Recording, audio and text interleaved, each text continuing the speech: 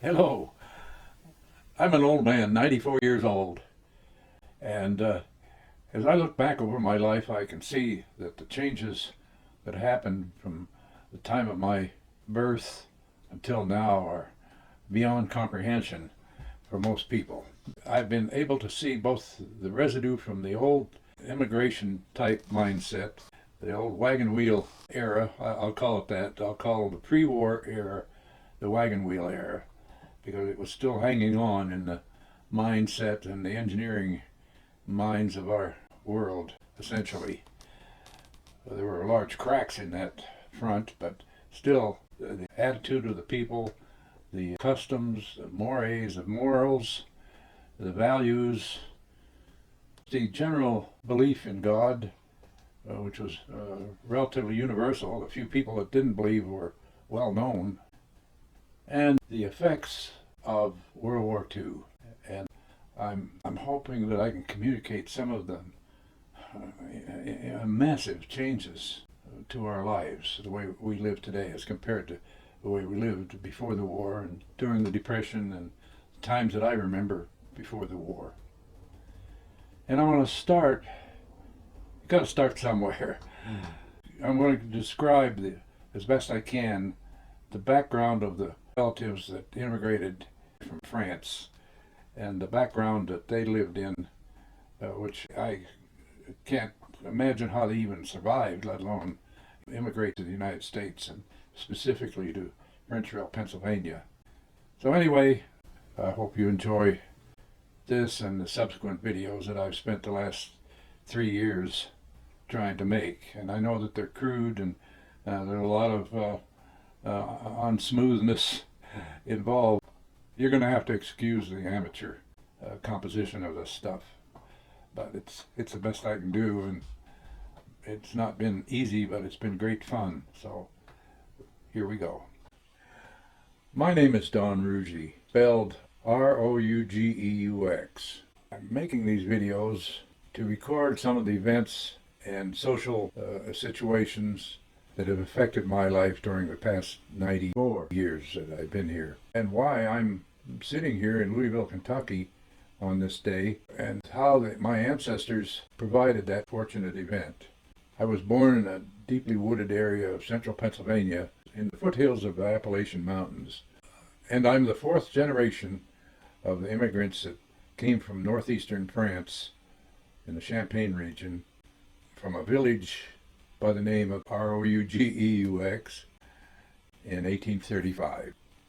But in any case, I want to start with their eventual departure from rural France. I've been fortunate and able to find so much information that's been buried for centuries, and the job that provided me the capability of going to France and doing hands-on research and finding people there who were willing to help me with local information and invaluable hard data dating back to 1625, and with other less specific but some written data dating back to about 800, and then some intimations of information dating back before the time of Christ. So I've been given a broad insight into the long history of the people who lived in the northeastern part of France for a long time, and the vicissitudes and difficulty they had in surviving all those centuries, and the reasons that they came to the United States in the first place. After I've concluded giving you the information that I have for that early time, I want to pick up the times of my life from April 1929 until reasonably current. And what I want to do, though, before I start philosophizing and talking about my own personal experiences and events, I'd like to lay a background of a glimpse, actually, of what happened to my and yours ancestors in Europe and so forth during the many, many centuries that they lived there. I've been very fortunate in being able to get ancient documents that were contemporary to a large degree and written by competent people of lifestyle in the 1,000 years ago or 2,000 years ago. that were experienced by people who documented the events. So I'm going to start this story in 1945. It's really a little astonishing to me, really, how just a few words can have such an enormous effect on everything. Words are very powerful, and this will prove. But anyway, in 1945, my cousin Francis was one of the first ones to be discharged from the service at the end of the war.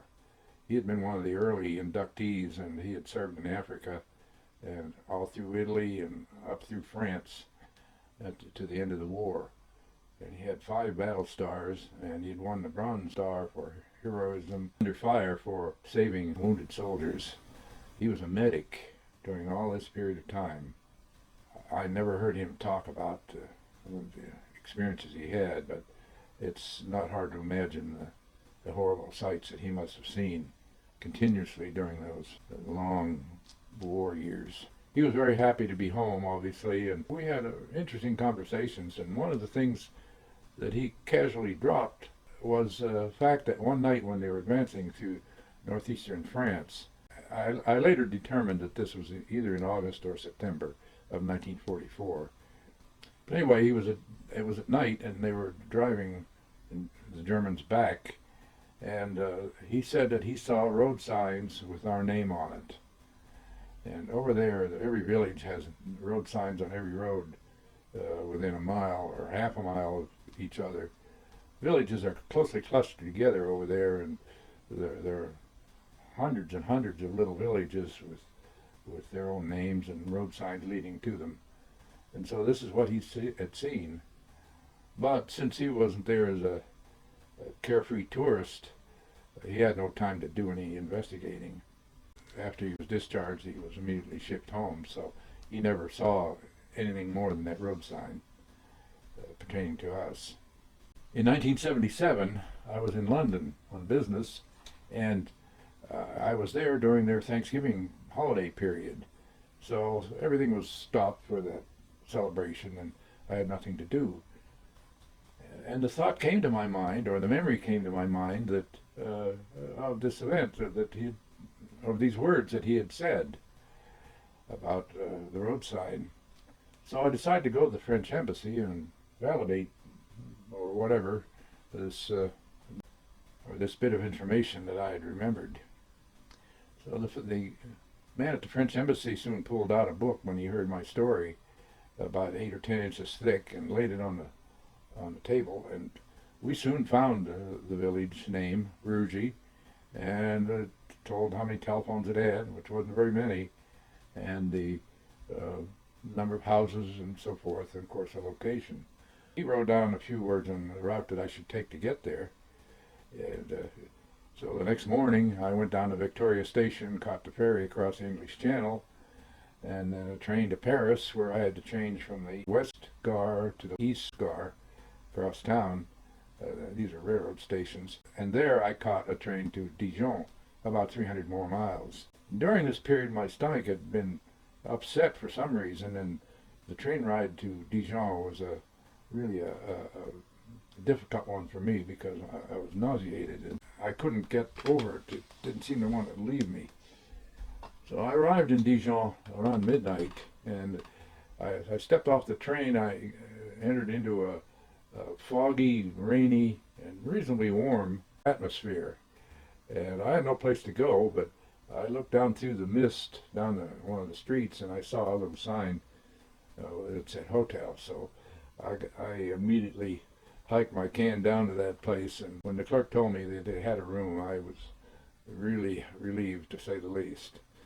So I went to bed, and the next morning I got up and I caught a train to Chameau, which was according to the instructions that the embassy had written.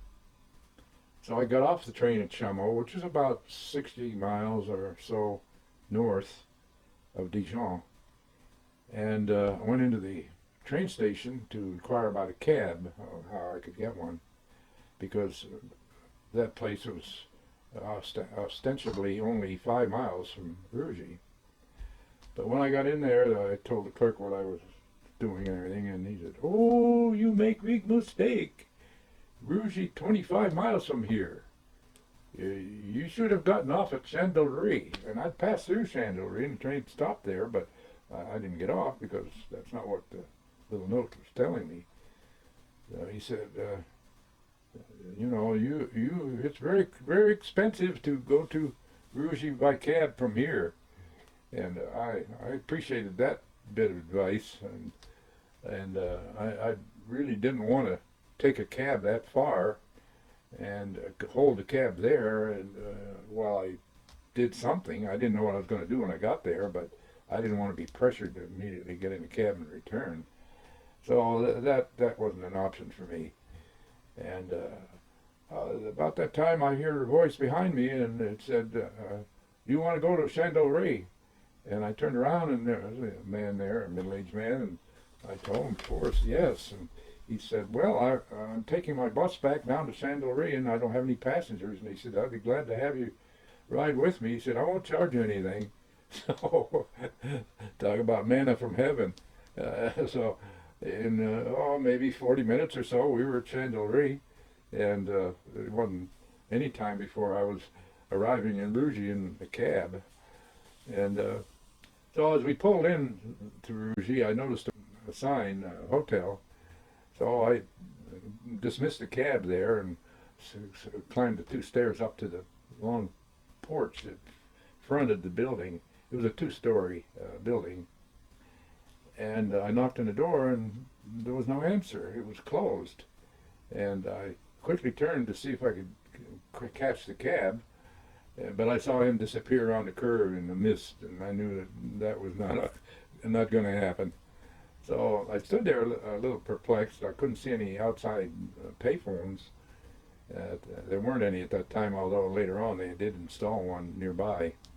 But in any case, I was stranded there in the middle of nowhere, basically, because this is a little village out in the country, out in the farming country. And so I didn't stand there a minute till I heard a voice saying, "Qu'est-ce que tu veux?"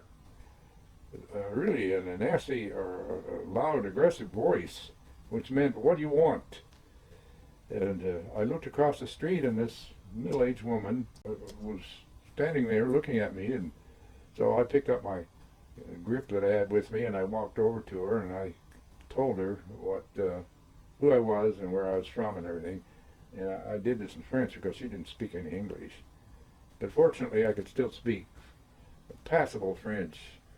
As an aside, my dad and I always spoke French from the time I was an infant until he died, unless we were in company where it wasn't appropriate to do that. But we always spoke French together. So I still was semi-fluent anyway. But anyway, there was a transformation there. It was unbelievable. Her demeanor and just the excitement that someone from the United States had come back to Rouge. And apparently I was the only one that ever came back there from the time he left in 1835. So I was really a King Tut there for a while. She invited me in for lunch, but I just didn't feel up to eating at that point. And so, but anyway, she called the mayor, who worked in a bank in a nearby village called Fayette-Villot, a much larger, small town, about 2 miles away. It wasn't long before he came around up the street in his Renault, and of course he was all excited to see me too, and he invited me over to his house and introduced me to his wife and 2 little kids. And the day wore on, and they had supper, and they invited me for supper, so I did stay and eat. And so it was a really interesting, animated afternoon or day. So he took me over to Fayette-Villot, where he worked. There were 2 hotels over there in that village, that small town. And so I got a room there, and that's where I slept that night. It was kind of rustic there. I had to go downstairs and ask him for a piece of soap so I could take a shower. But anyway, the next morning I came downstairs and the owner, well, I guess uh, the man and wife owned the place, but the man was there at the counter, and we had a animated conversation. He was really, I hadn't seen him the night before, but he knew my story, and so he offered to take me to the countryside, drive around the countryside and show me the sights. So I was really pleased and happy with that. So we went out to his car. He had a little Renault, and he was a huge man. His shoulders were as broad as any. I've never seen a man with broader shoulders, and he wasn't quite as tall as I am, but he was a big man, and he had a time squeezing in behind the steering wheel of that little car. But we drove around, and he was pointing out the various sights. Really wasn't all that much to see in terms of sights, but it's beautiful countryside, rolling and farming, fertile ground there. It was obvious it was really prime farming country. We drove around to several villages, and I was really tickled to be able to have that service without even thinking about having it. As we drove along, all of a sudden he pointed sideways. He says, "Protestant, Protestant." Of course, I knew what he was saying. It was Protestant. People lived there in that house.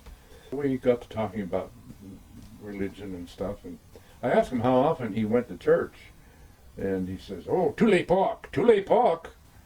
It meant, what he was saying was that every Easter, he wanted to be sure that he implanted that his faithfulness and holy attitude on my mind by emphasizing that he went every Easter without fail. I thought it was pretty funny. In any case, he took me back to Chandelier to the train, and I came home. A couple of years later, Shirley and I went to France and Rougy, and we met Mrs. Marchand, and she told me that her husband had died in the interim period. And also the big guy from the hotel in Fère-Bellotte, the one who took me around, had also died shortly after I left there the first time. So I never got a chance to speak to either one of those again. But anyways, Mrs. Marchand was great. And I asked her about my relatives, whether there were any relatives living around there. And she told me that there was one, that all the other Rougies had moved away. Opportunities for employment in that area were really slim other than farming, and if you didn't want to be a farmer, the only choice you had was to go to the cities.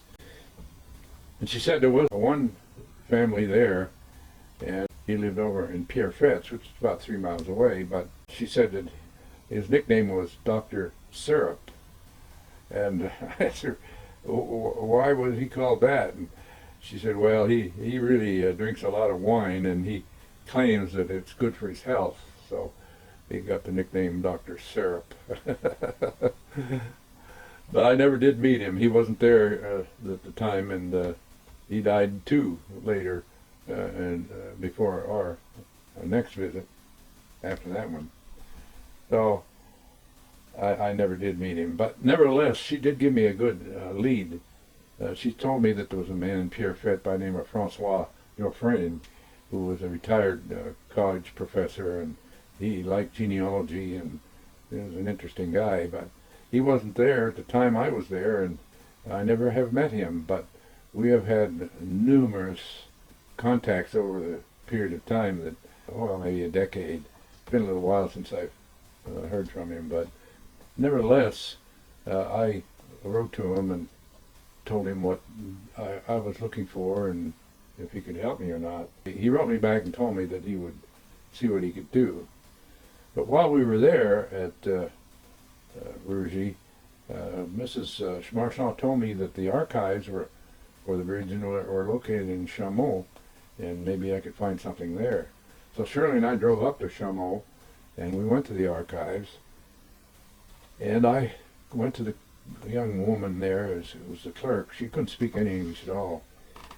And I asked her for the files for the passport applications for the years 1830 to 1840, because I wasn't confident at all that I had any firm data about when they had left France. So she went and got a book. We can call it a book. It was a bundle of paper in a bookish form, I guess you could call it. It was the thing that was about 2 feet long and 12 inches wide, and bound with a string, and really old. So I took it over to the table and opened it up, and Shirley and I began to look through it, and we found, well, there were a lot of pages. It was about 2 inches thick, and the entries were all in handwritten ink and cursive writing, and difficult to read. The writing was fine. It wasn't crude or anything. It was well done, but it was fine. It was either slanting letters or sometimes with flourishes that made it really difficult. Of course, it was all in French too, which didn't help the situation at all. But we looked for 3 hours or so trying to find just one word, the name Rougy, or any other name that I knew lived in Frenchville area that had come from France, which was the whole population at that time. But we couldn't find one name that was recognizable, let alone a name like Rougy. So I told Shirley, let's give it up. It's too difficult. We were both getting headaches and getting on our nerves. So I took the book back to the clerk, and on a whim, I just asked her if there were any other documents pertaining to that period. And she said, "Oh yes, les indigents." The indigent file she had there, and so she went and got it. And it was a similar book, about the same thickness too, and we opened it up and immediately found exactly what we were looking for, and including names, many names of local residents of Frenchville that had come from the same area. So it was really a welcome change to be able to find something that made sense and was valuable to me. But anyway, I made a copy of it, but the passport application included, of course, John Baptiste Rougy, my great-grandfather, and his wife, and 2 infant girls, and his aunt and his grandmother, who were both in their 60s. There were 6 people that were included in the application. The indigent file was for those who could not afford to pay the application fee. And the reason they were allowed to apply was that the king had decreed that anybody that wanted to leave France could leave freely, because the unemployment and the terrible economic situation that was still lingering from the revolution that had begun in 1792. While it had ended in around 1814 with the imprisonment of Napoleon, the after effects and the smaller uprisings and just terrible economic difficulties and lingered well past 1840 here. So, in any case, the king, as I said, had issued this edict in order to relieve the population of.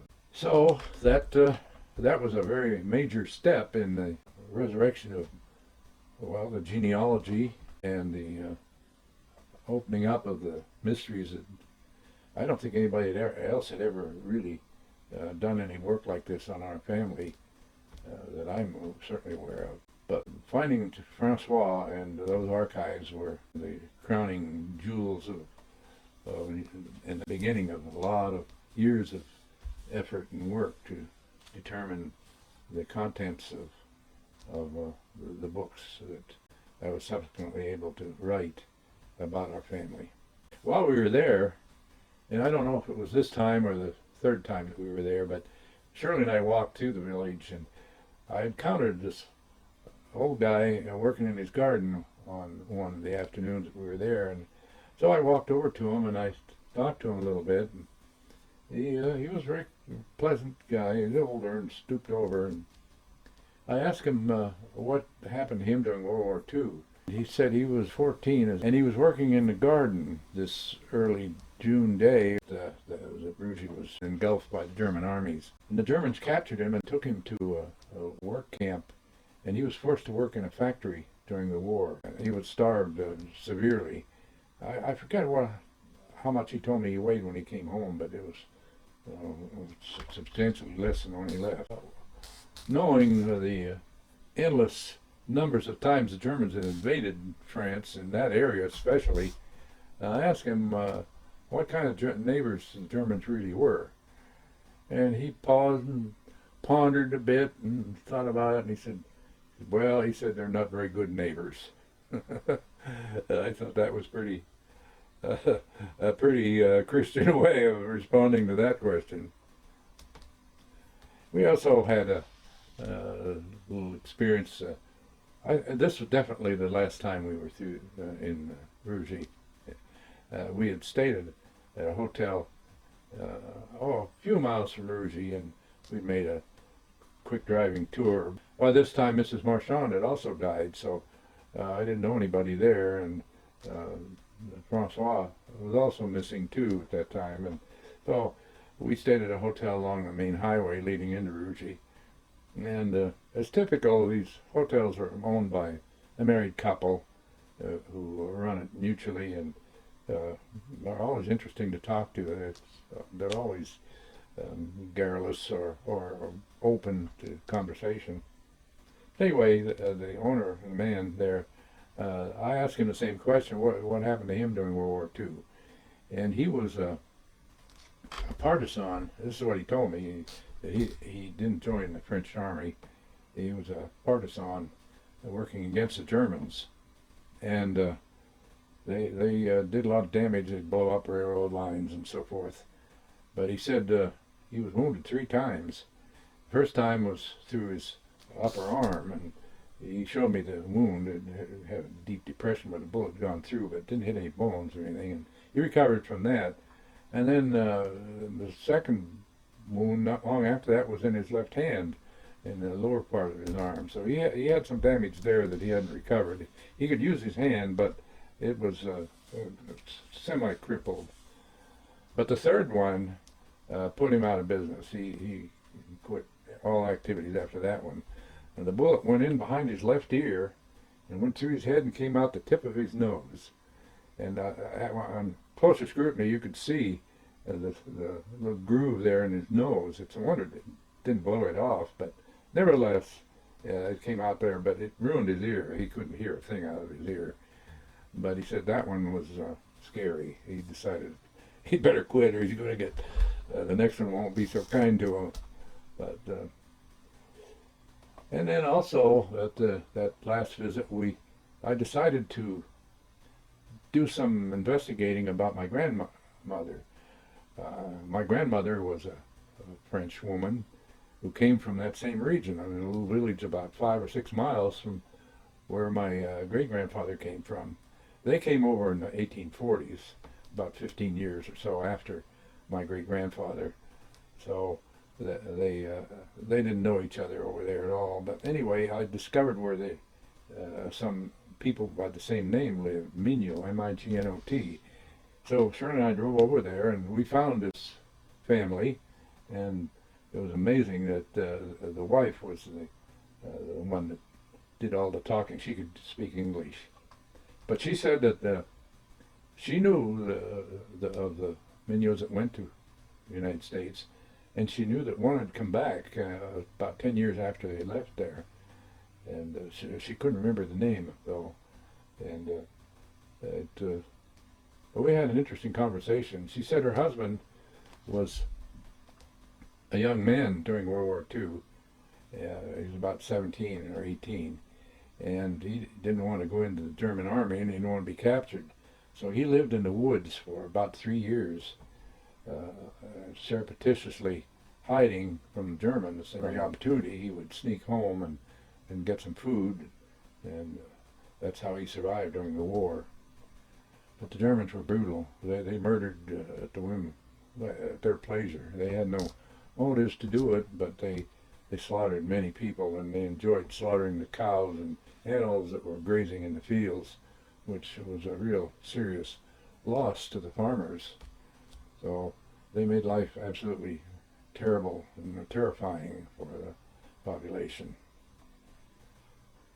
I think that's enough time spent on the introduction to this whole project, and I think we'll call it a stop here now so that the video isn't too long and too boring. So, see you in the next one.